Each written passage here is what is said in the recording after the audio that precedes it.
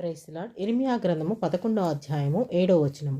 ఐగుప్తులో నుండి మీ పితరులను రప్పించిన దినము మొదలుకొని నేటి వరకు నేను గట్టిగాను ఖండితముగాను చెప్పుచూ వచ్చితిని. నా మాట వినుడి అని పెందల కడ లేచి చెప్పుచూ వచ్చితిని. అయినను వారు తమ దుష్ట హృదయములలో పుట్టు మూర్ఖత చొప్పున నడుచుచు వినకపోయిరి.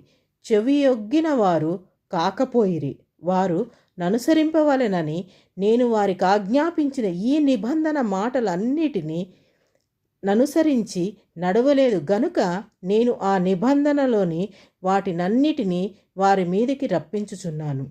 ఈ రోజున ఈ వాక్యము మీ దాకా నా దాకా వచ్చింది. అంటే దేవుడు చెప్పుచున్నాడు, పెందల కడ లేచి చెప్పుచున్నాడు, మీరు నేను విరాలి మారు మనసు పొందాలని. అప్పట్లో ప్రవక్తల్ని పంపించేవాడు దేవుడు, కానీ మీకు నాకు పరిశుద్ధాత్ముడు ఎప్పుడు